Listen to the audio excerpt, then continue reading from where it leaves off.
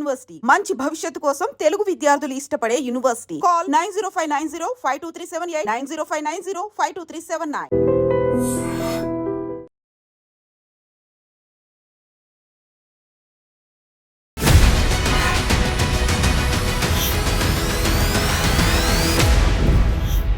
నమస్తే, welcome to I dream inside politics with Kavitha. కేంద్ర cabinet ఒక కీలక నిర్ణయం తీసుకుంది. దేశవ్యాప్తంగా కుల గణన చేస్తాము, సెన్సెస్తో పాటుగానే కుల గణన కూడా జరుగుతుంది అని కేబినెట్ అనౌన్స్ చేసింది. కాంగ్రెస్ పార్టీ ఇదంతా తమ క్రెడిటే అంటోంది. రాహుల్ గాంధీ వల్లే కేంద్రం కులగణన డెసిషన్ తీసుకుందని, తెలంగాణ దేశానికి రోల్ మోడల్ అవుతుందని రాష్ట్ర కాంగ్రెస్ నేతలు కూడా చెప్తున్నారు. ఓవరాల్గా దేశవ్యాప్తంగా జరగబోతున్నటువంటి కుల గణన ఎలాంటి ఫలితాలని ఇవ్వబోతోంది, ఏం ఎక్స్పెక్ట్ చేయొచ్చు? మనతో పాటుగా ఉన్నారు పొలిటికల్ అనలిస్ట్ వి ప్రకాష్ గారు. ప్రకాష్ గారు నమస్కారం అండి. గతంలో మనం చాలాసార్లు మాట్లాడుకున్నాము, సవాళ్ళు ప్రతి సవాళ్ళు కూడా అయ్యాయి కులగణనకి సంబంధించి. ఇప్పుడైతే ఒక డెసిషన్ తీసుకున్నారు, రాబోయే సెన్సెస్తో పాటుగా కులగణన కూడా జరుగుతుంది అని. సో దీంట్లో మీకున్నటువంటి డౌట్స్ కానీ, లేకుంటే అంతా హ్యాపీగా సంతృప్తికరంగా అనిపిస్తుందా స్టేట్మెంట్? అంటే సెన్సెస్లో కులాన్ని ప్రాతిపదిక చేసుకోవడం అనేది దేశంలో ప్రజలందరూ కూడా వెల్కమ్ చేస్తారు. ఎందుకంటే ఇది ఎప్పటి నుంచో ఉన్న డిమాండ్. ఇది బ్రిటిష్ వాళ్ళు 1931 సెన్సెస్లో లాస్ట్ టైం కులాన్ని ఇంక్లూడ్ చేశారు. అంతకుముందు కూడా వాళ్ళు కులాన్ని అందులో పెట్టేవాళ్ళు. కానీ స్వాతంత్రం వచ్చిన తర్వాత వీళ్ళ కులం అనే కాలం తీసేశారు. అయితే అది ఉండడము చాలా అవసరం. కులంతో పాటు ఉపకులం కూడా పెట్టాలి. ఈ రెండు ఉండడం వల్ల ఏమైందంటే దేశంలో ఏ కులం వాళ్ళు ఎంతమంది ఉన్నారు ఇది తెలవడం అనేది చాలా అవసరం. ఎందుకంటే రూరల్ ఎకానమీ అనేది ఆ కులం మీదనే ఆధారపడి ఉంటుందమ్మా. ఆ కుల వృత్తులు ఇంకా ఉన్నాయి కదా, పోలేదు కదా. అంటే మోడర్నైజ్ అయినా కూడా చాలా వరకు ఇంకా కుల వృత్తులు గ్రామాలలో బతికే ఉన్నాయి, కులం బతికే ఉంది. ఎన్నికల్లో వీళ్ళకి కావాల్సింది కూడా కులమే. కులం ప్రాతిపదికగానే ఓట్లు పోలరైజ్ చేసుకుంటారు. అన్నిటికి కూడా కులం అనేది ఉన్నది కాబట్టి దాన్ని గుర్తించాలని మనం కోరుతున్నాం. కులాల అభివృద్ధి చెందాలంటే కూడా ఏ కులానికి వాళ్ళకు ఆ వృత్తులు డెవలప్ చేయడానికి, మోడర్నైజ్ చేయడానికి వాళ్ళకి ఏం సహాయం చేయాలి. ఇన్బిల్ట్ జీన్స్ ఉంటాయి వాళ్ళ లోపల. ఇప్పుడు పద్మశాలీస్ ఉన్నారు. పద్మశాలీస్ తరతరాల నుంచి చీరలు నేయడం, దోతులు నేయడం, బట్టలు నేయడం అనేది వాళ్ళ వృత్తి, చేనేత వృత్తి. కాబట్టి వాళ్ళ లోపల ఇన్బిల్ట్ టాలెంట్, నాలెడ్జ్, స్కిల్ ఇవన్నీ కూడా ఉపయోగించుకోవాలన్నప్పుడు అదే వృత్తిని మోడర్నైజ్ చేస్తూ వాళ్ళని అందులో ఇన్వాల్వ్ చేయాలి. వాళ్ళ ఆంటర్ప్రినర్స్గా వాళ్ళకు ఆ అవకాశం ఇవ్వాలి. కాబట్టి బడ్జెట్ తయారు చేసేటప్పుడే ఈ కుల వృత్తులు, కులాలు, వాళ్ళ డిమాండ్స్, వాళ్ళ అవసరాలు ఆ ప్రాతిపదికగా కనుక మనం చేసినట్టయితే రూరల్ ఎకానమీ డెవలప్ అవుతుంది. కాబట్టి గ్రామీణ ఆర్థిక వ్యవస్థకు వెన్నెముకలాగా ఉన్నాయి కులాలు. కాబట్టి ఖచ్చితంగా దాన్ని అందరూ వెల్కమ్ చేయాలి. ఇవాళ మోడీ గారు తీసుకున్న నిర్ణయం ఏదైతుందో గతంలో ఆయన తీసుకున్న నిర్ణయానికి విరుద్ధమైనది. సుప్రీంకోర్టు కూడా అఫిడవిట్ ఇచ్చారు వాళ్ళు, మేము కులాన్ని అందులో చేర్చామని. బట్ ఇవాళ దేశవ్యాప్తంగా వచ్చిన చైతన్యం, బీసీలలో ప్రధానంగా వచ్చిన చైతన్యం, ఒత్తిడి ప్రధాన ప్రతిపక్షంగా ఉంది కాబట్టి కాంగ్రెస్ తన ఖాతాలో వేసుకుంటుంది. బట్ వేసుకొనియండి, ఇబ్బంది ఏం లేదు. ఎందుకంటే వాళ్ళు ఇక్కడ తెలంగాణలో కూడా కులగణన చేశారు. అది ఎట్లా చేసినా కూడా చేశారు, విమర్శలకు గురైనా కూడా చేశారు. వాళ్ళు కామారెడ్డి డిక్లరేషన్లో ఏదైతే 42% బీసీలకు రిజర్వేషన్లు ఇస్తామని చెప్పారో ఆ తీర్మానం కూడా అమలు చేశారు. కాబట్టి మోడీ గారు దీన్ని అంగీకరించడం వల్ల తెలంగాణకున్న బెనిఫిట్ ఏంటి అంటే రేపు ఈ రిజర్వేషన్ 42ను మనం బీజేపీ గవర్నమెంట్లోనే ఇంప్లిమెంట్ చేసుకోవాలి. కాబట్టి ఇక్కడ వాళ్ళు సానుకూలంగా రావడం అనేది రేపు దాన్ని వ్యతిరేకించకుండా వాళ్ళకు ఒక ముందరికాలకు ఒక బంధం లాగా అడ్డుపడుతుంది. కులగణన చేశారు, దేశవ్యాప్తంగా ఇంతమంది బీసీలున్నారని మీరే చెప్తున్నారు, ఈ 42 బిల్లు ఎందుకు మీరు ఆమోదించారు అని చెప్పి పార్లమెంట్లో బిల్లు పెట్టేయడానికి రాహుల్ గాంధీకి ఒక వెపన్ లాగా పనికొస్తుంది ఇది. కాబట్టి ఇదంతా దేశవ్యాప్తంగా ఉన్న బహుజనులందరూ కూడా దీన్ని హర్షిస్తున్నారు. తప్పకుండా మోడీకి మనం అభినందనలు చెప్పాల్సిందే. సో ఇప్పుడు దేశవ్యాప్తంగా ఒక అనివార్యమైనటువంటి పరిస్థితి వచ్చింది, ఉద్యమాలు అనేవి ఉన్నాయి. ఆ తర్వాత ఇప్పటికే ఆల్మోస్ట్ 3 రాష్ట్రాల్లో కులగణనకు సంబంధించి ఆ రాష్ట్రంలో జరిగినటువంటి సర్వేలు ఇవన్నీ చూసిన తర్వాత ఒక తప్పనిసరి పరిస్థితి అనుకున్నప్పటికి కూడా గతంలో తీసుకున్నటువంటి కొన్ని డెసిషన్స్ ఉన్నాయి. డీలిమిటేషన్స్ కావచ్చు, లేకుంటే ఉమెన్ బిల్ కావచ్చు, వీటన్నిటికి సంబంధించి ముందడుగు పడిందా, అవి ఎక్కడున్నాయి అనే దాంతో పాటుగా ఇది నిజంగానే అవుతుందా అనేటువంటి అనుమానాలు ఎందుకు వస్తున్నాయి మరి? అంటే ఇది నిజంగానే అవుతుంది. ఎందుకంటే రాబోయే కొద్ది రోజుల్లోనే సెన్సస్కి ఫామ్స్ తయారు చేయడం కానీ, ఆన్లైన్లో దానికి సంబంధించిన ప్రొవిజన్స్ ఇవన్నీ పెడుతున్నారు. కాబట్టి క్యాబినెట్ ఇవాళ సత్వరమే ఇది ఇంప్లిమెంట్ చేసేది. కాబట్టి డిసిషన్ తీసుకున్నది. ఇది దీని మీద నాకు అనుమానాలు లేవు, ఇది అమలు అవుతుంది. 26లో సెన్సస్ కంప్లీట్ చేస్తామన్నారు. 26లో కంప్లీట్ చేయాలంటే ఇమీడియట్గా స్టార్ట్ చేయాలి. ఒక సంవత్సరం పాటు ఈ సెన్సస్ యాక్టివిటీ. ఇప్పటికే 5 ఏళ్ళు లేట్ అయింది. ఎప్పుడు 11లో నడుస్తుంది, ఇది 2011లో అయింది, 2021లో కావాల్సింది వాయిదా పడ్డది. కాబట్టి ఇది తప్పకుండా ఇది ఆగిపోతుందని నాకేం అనుమానం లేదు. కానీ డీలిమిటేషన్ విషయంలో తెలంగాణకైతే తీరని అన్యాయం జరుగుతుంది. 2014లోనే చేయాలి అసలు. అటువంటిది 25లో చేయాల్సింది ఇప్పటికి కూడా వాళ్ళు దాని గురించి మాట్లాడతలేరు. ఇది మళ్ళీ 33కు పోయేటట్టు కనబడతా ఉంది. దేశవ్యాప్తంగా ఏకాభిప్రాయం రావట్లేదు.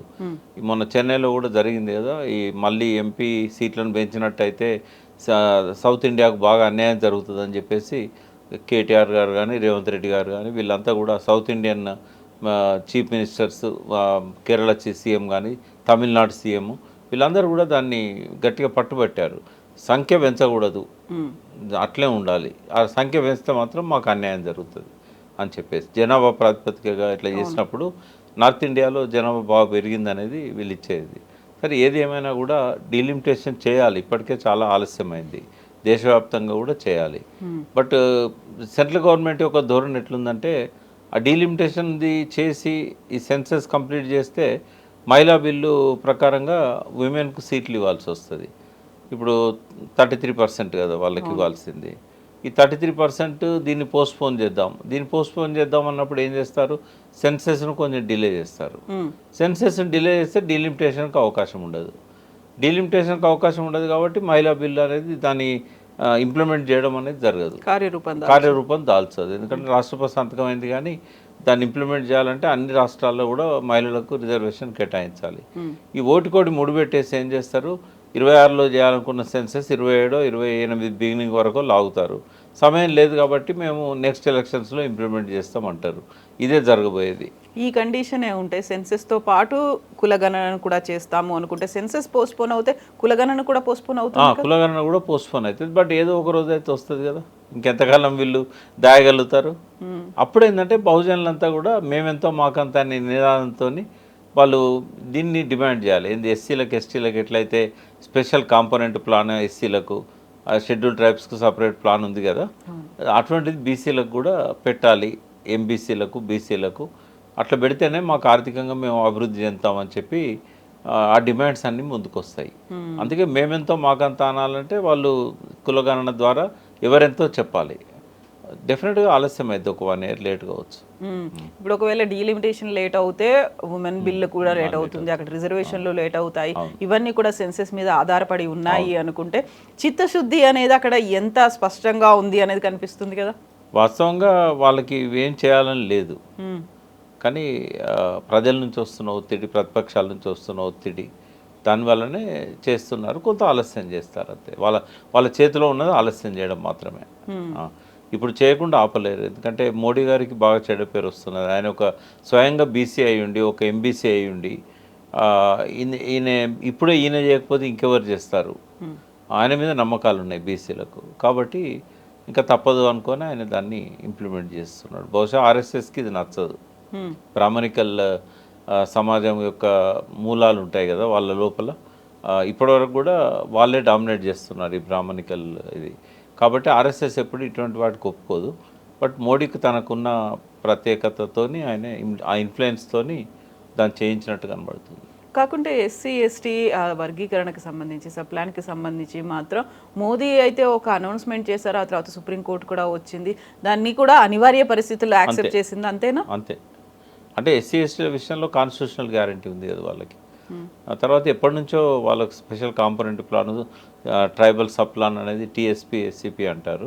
ఇవి ఎప్పటి నుంచో ఉన్నాయి. కాబట్టి ఇందులో తెలంగాణ చేసిన అమెండ్మెంట్ ఏదైతే ఉన్నదో ఈ సంవత్సరం ఖర్చు కాని నిధులను డైవర్ట్ చేయకుండా మళ్ళీ నెక్స్ట్ ఇయర్ ఆ పూల్లో ఈ ఫండ్స్ ఉండాలి అని దాన్ని నోడల్ ఏజెన్సీని పెట్టి ఇది ఇంప్లిమెంట్ అయ్యేటట్టుగా కేసీఆర్ గారు చేశారు. అట్లా అన్ని రాష్ట్రాల్లో కూడా అది జరగాలి. అది జరగట్లేదు. ఒక సంవత్సరం కేటాయిస్తారు, లాస్ట్ మార్చ్ వచ్చేసరికి వాటిని డైవర్ట్ చేస్తారు ఖర్చు కాలేదని రకరకాల వాటికి. అట్లా చేయకుండా ఎస్సీల కోసం కేటాయించిన డబ్బంతా అట్లా ఎస్సీలకే 1 సంవత్సరం ఖర్చు కాకపోతే 2 సంవత్సరాలు లేదంటే 3 సంవత్సరాలకు కూడా అది పోతూ ఉండాలి. అంతేగాని ఆ డబ్బులను డైవర్ట్ చేయడం అనేది కాదు. సో ఇప్పుడు బీజేపీ లేదంటే కేంద్ర ప్రభుత్వం తీసుకున్నటువంటి నిర్ణయము ఆర్ఎస్ఎస్ ఏమైనా వ్యతిరేకిస్తుందా? బ్రాహ్మణికల్ అప్రోచ్ ఉంది అంటే అనుకున్నప్పుడు ఎప్పుడైనా బీజేపీ చేసేటువంటి ఒక వాదన ఒకటి ఉంది. మేము ఒక ట్రైబల్ని మేము ప్రెసిడెంట్ని చేసాము, రాష్ట్రపతిని చేసాము, అలాగే ఒక మైనారిటీని రాష్ట్రపతిని చేసాము, ఇవన్నీ మేము చేసాము, ఎందుకని అలాంటి ఒక వాదన, మా మీద ఒక అభిప్రాయము, ఒపీనియన్ అనేది ఉంది అనేటువంటి మాట. అంటే అది షోపుటప్ అంటాం కదా మనం, చెప్పుకోవడానికి మాత్రమే. మేము ట్రైబల్ను, మేము ముస్లింను ప్రెసిడెంట్ చేసాం. వాజ్పేయి కదా అబ్దుల్ కలాంను ప్రెసిడెంట్ చేసింది, అది బీజేపీ గవర్నమెంటే కదా. మరి అబ్దుల్ కలాంను ప్రెసిడెంట్ చేసినంత మాత్రాన ముస్లిమ్స్ మీద వీళ్ళకున్న హేట్రెడ్ అనేది తగ్గిందేమన్నా? ఆ చర్యలు చేయట్లేదా ఇప్పటికి కూడా? కాబట్టి చూపెట్టుకోవడం వేరు, ఆచరణ వేరు. బట్ ఇప్పటికి కూడా ఆర్ఎస్ఎస్ను మనం నమ్మం, ఎందుకంటే అది మనుధర్మ శాస్త్రాన్ని అమలు చేయడానికి వచ్చిన సంఘం. అది నిజమైన భారతీయ సంస్కృతిలో ఉన్న మంచి విలువలను వాళ్ళు కొనసాగిస్తే మనకు అభ్యంతరం లేదు. కానీ వాటిని పక్కకు పెడతారు. పనికి మాలిన ఈ మతోన్మాదంతో ముస్లింలకు వ్యతిరేకంగా, క్రిస్టియన్లకు వ్యతిరేకంగా ఈ మత మార్పిడుల వైపు ఇట్లాంటివన్నీ చేస్తుంటారు. నార్త్ ఈస్టర్న్ స్టేట్స్లలో క్రిస్టియన్స్ పట్ల వాళ్ళు చేస్తున్న దుర్మార్గాలు మామూలుగా లేవు. ఈ ఆర్ఎస్ఎస్ వింగ్సే, బజరంగ్ దళ్ కావచ్చు, వాళ్ళకున్న ఇతర వింగ్స్ కావచ్చు, ఈ భౌతిక దాడులు, చంపడము, అమ్మాయిలను నేకెడ్ చేసి వీధులలో ఊరేగింప చేయడము, ఇట్లాంటివన్నీ చాలా దారుణాలు జరుగుతూ ఉన్నాయి. అయితే సేమ్ టైం వాళ్ళు కూడా స్వయం సేవకులుగా చేసేటువంటి సేవ, న్యాచురల్ కెలామిటీస్ కావచ్చు, లేకుంటే ఏదైనా ఉత్పాతాలు, ప్రమాదాలు వచ్చినప్పుడు వాళ్ళంతటి వాళ్ళు వాలంటీర్గా వచ్చి చేస్తున్నారు కదా, అప్పుడు చూడట్లేదు కదా అంటే ఇలాంటి. మంచి చెడు రెండు ఉంటాయి. ఇప్పుడు ఈ స్వచ్ఛందంగా చేసే పనిని ఎవరు వ్యతిరేకించరు, అది అందరు చేస్తారు. రజాకారులు ఉన్నారు, రజాకార్ అంటే స్వయం సేవకుడే. ఆర్ఎస్ఎస్ పుట్టినప్పుడే 2 సంవత్సరాల ఆలస్యంగా ఈ రజాకార్లది పుట్టింది, మజ్లిస్. బట్ రజాకార్లు అంటే ఇప్పుడు ఏం గుర్తొస్తుంది మనకు? భౌతిక దాడులు, ఇవే గుర్తొస్తాయి. బజరంగ దళ్ అంటే కూడా అట్లే గుర్తొస్తుంది. ఎట్లుంటుందంటే ఇది వాళ్ళు చేసిన మంచి పనులు పెద్దగా పైకి రావు. ఇవి దాడులు, చంపడాలు, వాళ్ళ మీద ఆరోపణలు, వాళ్ళు చంపిలో లేదో మనకు తెలియదు, కానీ చాలా హత్యలు జరిగినాయి. బట్ అన్నిటి మీద ఇది ఆర్ఎస్ఎస్ సంస్థ చేసిన పని అనేది ఒక ముద్ర అయితే ప్రచారం అవుతుంది. ఆర్ఎస్ఎస్ చెడ్డదని నేను చెప్పా. డెఫినెట్గా ఆర్ఎస్ఎస్ మంచి సంస్థ, మంచి కోసం పుట్టింది. మన తెలంగాణ బిడ్డనే ఆనాడు హెగ్డేవార్ దాన్ని పుట్టించారు. అంటే వాళ్ళ ఫ్యామిలీ నాగ్పూర్ పోయి సెటిల్ అయింది, కానీ ఆయన బ్లడ్ అంతా తెలంగాణదే. ఆయన దీన్ని సృష్టించాడు. బట్ ఆయన కాంగ్రెస్లో పెద్ద నాయకుడు. ఆయన నాగపూర్ కాంగ్రెస్ కూడా హెగ్డేవారే పెట్టించాడు. ఆయన గాంధీ టైంలో కూడా గాంధీతో ఆర్గ్యూ చేసిన వాళ్ళల్లో ఆయన ఒకడు. సరే, తర్వాత కూడా 10-15 సంవత్సరాలు కాంగ్రెస్లోనే కొనసాగిండి ఆయన, ఆర్ఎస్ఎస్ పెట్టి కూడా. ఎందుకంటే ఆర్ఎస్ఎస్ పొలిటికల్ సంస్థ కాదు, ఇది ఒక సాంస్కృతిక సంస్థ, సాంస్కృతిక భావజాల వ్యాప్తి కోసం పెట్టింది. ఇది హిందూ సంస్కృతిని కాపాడడానికి పెట్టింది అని చెప్పి దాన్ని అట్లాగే ఉంచారు ఆయన. బట్ ఆ తర్వాత అది పలు మార్పులు చెంది ఒక వింగ్, పొలిటికల్ వింగ్ కూడా పెట్టుకుందామని వాళ్ళు కాంగ్రెస్ నుంచి బయటపడి బీజేపీని, అంతకుముందు జనసంఘ్ పెట్టారు, తర్వాత బీజేపీని పెట్టారు. అంటే ఆర్ఎస్ఎస్ నాకున్న అభ్యంతరం ఏంటంటే, ఇప్పుడు హిందూ శాస్త్రంలో మనం ఎన్నోసార్లు మాట్లాడుకున్నాం, స్త్రీని గౌరవించాలి. మాతృస్వామిక వ్యవస్థే మొదటి వ్యవస్థ భారతదేశంలో, ఆ తర్వాతనే అది పితృస్వామిక వ్యవస్థగా మారింది. మరి స్త్రీని గౌరవించే సంస్కృతిని మనం బీజేపీ పాలనను 20 సంవత్సరాల పైన చూసాం మనం. వాజ్పేయి గారు 10 years దాదాపుగా, అంటే ఆయన పీరియడ్లో 3 సార్లు ఎన్నికలు వచ్చినా కూడా 3 సార్లు ప్రధానమంత్రి అయ్యి 7 సంవత్సరాలు 8 సంవత్సరాలు పరిపాలన చేశాడు. మోడీ గారు ఇప్పుడు 10 ఏళ్ళు. అంతకుముందు జనతా పార్టీలో వీళ్ళ పాత్ర ఉంది. ఈ మొత్తం కలిపితే వీళ్ళకి 20 సంవత్సరాల పైన వీళ్ళు పరిపాలన చేశారు. ఎందుకు స్త్రీని గౌరవించే సంస్కృతి భారతదేశంలో రావట్లేదు? ఈ జనరేషన్కి ఎందుకు అటువంటి ఆ మనస్తత్వాన్ని అభివృద్ధి చేయించట్లేదు? వాళ్ళు గవర్నమెంట్ ఆఫ్ ఇండియాలో ఇన్ని సంవత్సరాలు ఉండి వాళ్ళు చేయట్లేదని అంటే, మరి ఆర్ఎస్ఎస్ వెనకాల ఉండి చూస్తున్నది ఏంది? తర్వాత ఇవన్నీ కూడా ఉంటాయి కొన్ని. మనం కోరుకుంటున్నది ఏంటంటే, నిజమైన హిందూ సంస్కృతిలో ఉన్న విలువలను పెంచి పోషించండి. ఇవాళ కాలం మారుతున్నది కాబట్టి ఇవాళ అవసరం లేని కాలం చెల్లిన వాటిని పక్కకు పెట్టండి. ఇంకా అవి రుద్దాల్సిన అవసరం లేదు మన మీద. ఇప్పుడు ప్రజెంట్ జనరేషన్ ఎవరు మతం గురించి, కులం గురించి ఆలోచించే పరిస్థితి లేదు. వాళ్ళ కెరియర్ గురించి, వాళ్ళ ఆలోచన సరళి మారిపోయింది. ఇప్పుడు వాళ్ళు ఇన్నోవేషన్స్ మీద ఎక్కువ ఫోకస్ చేస్తూ ఉన్నారు, అభివృద్ధి మీద ఎక్కువ ఫోకస్ చేస్తూ ఉన్నారు. వెనకట్లాగా లేరు. ఇప్పుడు ఒక 30 ఏళ్ళకి ఇప్పటికి కూడా కల్చర్లో చాలా చేంజ్ వచ్చింది. మరి 300-400 ఏళ్ళ కింద సంస్కృతిని, ఇంకా 3000-4000 సంవత్సరాల నాటి సంస్కృతిని మనం ఐస్డీజ్ ఎట్లా తీసుకుంటాం? ఇప్పుడు బజరంగ్ దళ్ వాళ్ళు ఉన్నారు, February 14th వాలంటైన్స్ డే. వాళ్ళ పని ఏంటంటే పార్కుల చుట్టూ తిరిగి అమ్మాయి అబ్బాయి మాట్లాడుకుంటే చాలు, వాళ్ళని తీసుకుపోయి తాళి కట్టిస్తారు. అంటే పార్కుల్లో ఇద్దరు కూర్చొని మాట్లాడితే ఇక లవ్వేనా వాళ్ళకు? అయినా వాళ్ళకు మేజర్ వాళ్ళ పేరెంట్స్ ఉంటారు, ఒప్పించుకోవాలి. ఇప్పుడు ప్రేమ అనేది మొదలైన తర్వాత పెళ్లి దాకా పోవాలంటే చాలా పనులు ఉంటాయి కదా, అప్పటికప్పుడు తీసుకుపోయి వీళ్ళు ఎట్లా తాళి కట్టిస్తారు? ఇట్లాంటివన్నీ కొట్టడము, ఇది అవసరమా? హిందూ సంస్కృతి అంటే అదేనా? ఇట్లాంటివన్నీ ఉంటాయి చాలా. అది మరి మోహన్ భాగవత్ గారు ఏం ఆలోచిస్తున్నారో మనకు తెలియదు.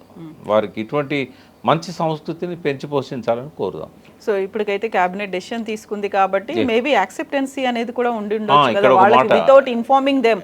ఇక్కడ చెప్పాలి, ఇక్కడ ఒక మాట, ఆర్ఎస్ఎస్ కాన్సెప్ట్ లేకుండా ఏమీ ఇటువంటి decision తీసుకోరు.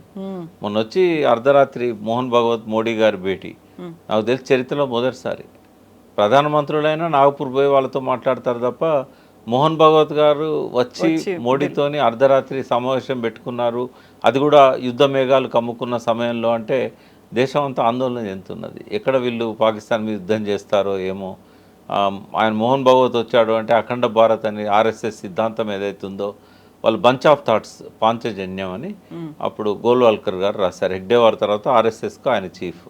ఆయన రాసిందల్లా అఖండ భారత్ అని చెప్పి బర్మా, నేపాల్, భూటాన్, ఇక్కడ ఆఫ్ఘనిస్తాన్, గాంధార దేశం ఇవన్నీ మనయే, పాకిస్తాన్, బంగ్లాదేశ్ ఇవన్నీ ఒకప్పుడు అఖండ భారత్ ఎట్లున్నదో అట్లే మళ్ళీ మనం రివైవ్ చేయాలని రాస్తాడు ఆయన పాంచజన్యంలో.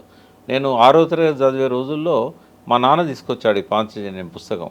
ఆ రోజే నాకు హేట్రిడ్ డెవలప్ అయింది. ఇవన్నీ స్వతంత్ర రాజ్యాలు, ఓ పక్కన యునైటెడ్ నేషన్లో 6వ తరగతిలో ఉన్నప్పుడు నేను ఆలోచించా, ఇదేంది గోల్వాల్కర్ గారు ఇట్లా రాస్తారా అని. 1967లో 60 ఏళ్ళ క్రితం దాదాపు.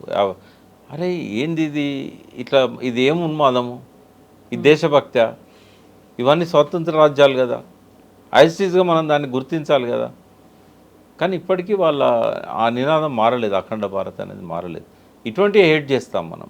కానీ ఆర్ఎస్ఎస్కున్న క్రమశిక్షణ, కష్టకాలాలలో కెలమిటీస్ వచ్చినప్పుడు ఆర్ఎస్ఎస్ వాళ్ళు చేసే కృషి, తర్వాత భారతీయ సంస్కృతిలో ఉన్న మంచి విలువలని వాళ్ళు ఏవైతే ముందుకు తీసుకెళ్తున్నారో వీటన్నిటినీ తప్పకుండా మనం అభినందించాల్సిందే. కానీ మారుతున్న కాలాన్ని కూడా వాళ్ళు గమనించాలి, యువకుల మనోభావాలను కూడా వాళ్ళు గుర్తించాలి. ఎస్ ప్రకాష్ గారు, థ్యాంక్ యూ.